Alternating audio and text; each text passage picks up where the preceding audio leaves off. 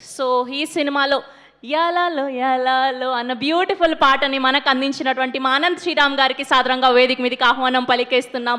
So ఎన్నో beautiful పాటలకి ఆయన లిరిక్స్తో ప్రాణం పోశారు. He's not only a lyric writer, he's a dancer also, speaker also. Come on. సాధ్యమైనంత సమయపాలన చేస్తాను. ఇరు తెలుగు రాష్ట్రాల మనసులతో బీటముడి పడిపోయిన ఇరుముడి సినిమా విజయోత్సవానికి విచ్చేసిన ప్రతి ఒక్కరికి నా వినయపూర్వకమైన నమస్కారాలు.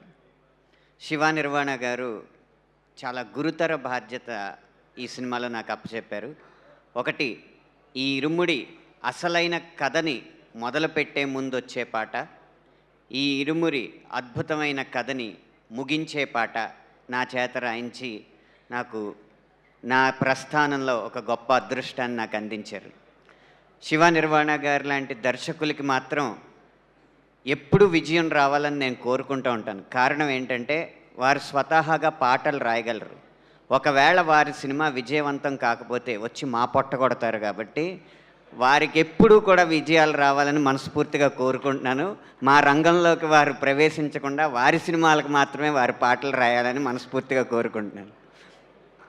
ఇక ఒక క్రికెట్ కామెంటరీలో టెండూల్కర్ గురించి గవాస్కర్ గారు మాట్లాడుతున్నారు. పక్కన కామెంటేటర్ ఇప్పుడు టెండూల్కర్ ఫామ్లో లేడు, ఎలా అంటే form is temporary, class is permanent అన్నారు. కానీ రవితేజ గారి విషయంలో form is temporary, mass is permanent. అందుకనే మళ్ళీ మళ్ళీ ఇలాంటి విజయాలు ఆయన అందుకోగలరు. ఇక చివరిగా అందరికీ అర్థం కాని రహస్యం, మైత్రి మూవీస్కే ఎందుకు ఇన్ని విజయాలని.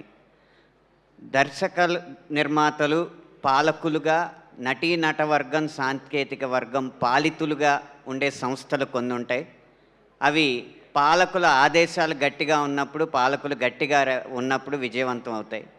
అలాగే దర్శక నిర్మాతలు యజమానులుగా, నటీ నటవర్గం, సాంకేతిక వర్గం ఉద్యోగులుగా ఉన్నప్పుడు కొన్ని సంస్థలు ఉంటాయి.